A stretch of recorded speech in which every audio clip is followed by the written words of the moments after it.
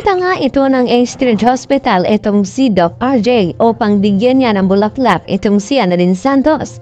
At nang tanungin nga yung nurses kung nasaan daw ang kanyang anak, ay sabi naman ng nurses na nasa operating daw ito at hindi nila alam kung anong oras ito makakalabas doon.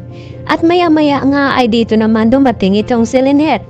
At dito naman nagtanong itong si Lynette na kung si Annalyn ba ang hanap nito ni RJ.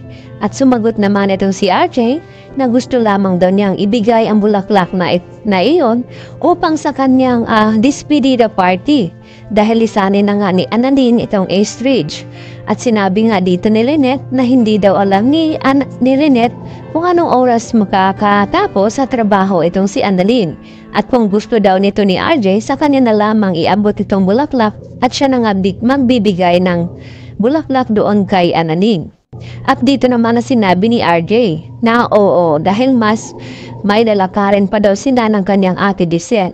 At sa di kalayuan ay nakita at naabutan naman ni Carlos na inabot ni RJ ang bulaklak dito kay Lynette. Kaya inakala ni Carlos na para kay Lynette ang bulaklak na ayon.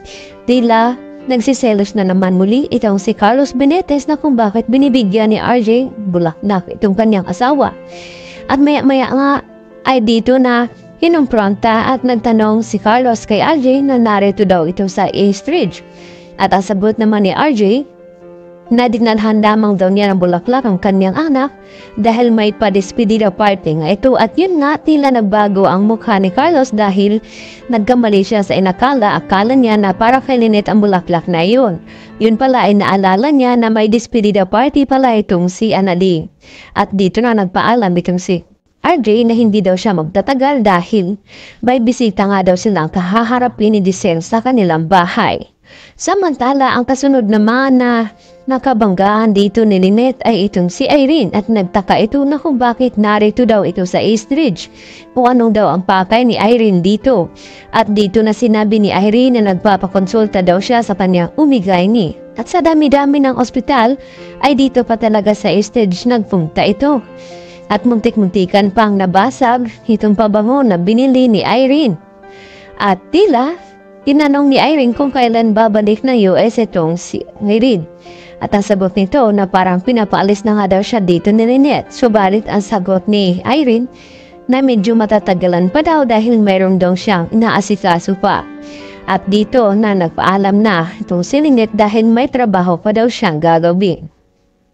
At tila may binabalak ng hindi maganda itong si Irene dito sa pagsasama ni Carlos at Lynette. Balak niya atang sirain upang magkasila ang dalawa at maghiwalay dahil mahal pa rin ni Irene itong si Carlos ngayon.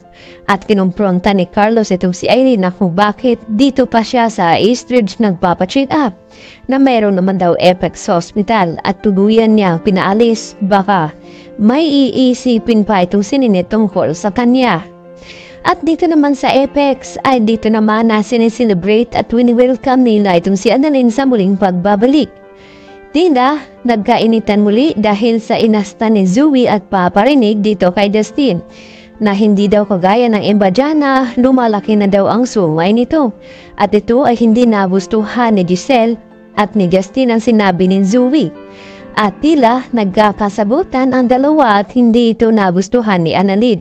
At maya-maya nga ay dumating na nga itong si RJ upang adiwang ang pagbabalik muli sa Apex ni Annalyn. At sa kanyang pagbabalik ay muli agad sasabak sa trabaho itong si Annalyn at may makilala nga siya. Ito na nga si Carla.